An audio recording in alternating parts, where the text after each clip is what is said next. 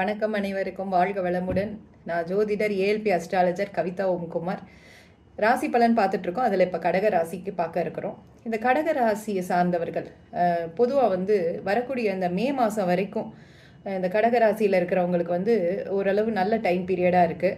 கடன் அடையிறதற்கான வாய்ப்புகள் உண்டு.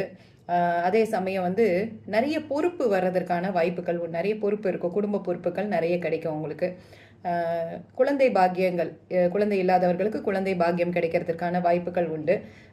மே மாதத்துக்கு அப்புறம் புதுசாக ஏதாவது ஆரம்பிக்கிறேன், தொழில் பண்ணுறேன், அந்த மாதிரி விஷயங்கள்லாம் கொஞ்சம் கவனமாக இருக்கணும். தகப்பனாரோடைய உடல் நலத்தில் கொஞ்சம் அக்கறை எடுத்துக்கிறணும். மற்றபடி ஓரளவு நல்ல ஆண்டாக தான் இது இருக்க போகுது. இந்த கடகராசியை சார்ந்தவர்களுக்கு இந்த கொஞ்சம் இந்த மன உளைச்சல் சம்மந்தப்பட்ட விஷயங்களில் அக்கறை எடுத்துக்கணும். இவங்க கொஞ்சம் ஆழ்ந்த தியான பயிற்சிகள்லாம் பண்ணுறது இவங்களுக்கு ஒரு நல்ல ஒரு பரிகாரமாக அமையும். இவங்களுக்கு பரிகாரமே நல்லா ஒரு டீப் மெடிடேஷன் பண்ணுறது இவங்களுக்கு நல்லது. மூச்சை கவனிக்கிற பயிற்சிகள்லாம் இவங்க பண்ணாங்கன்னா நல்லாயிருக்கும். மே மாதத்துக்கு அப்புறம் புதிதாக ஏதாவது ஒரு விஷயங்களில் இறங்குறேங்கிறதெல்லாம் கொஞ்சம் அவாய்ட் பண்ணிக்கிறணும்.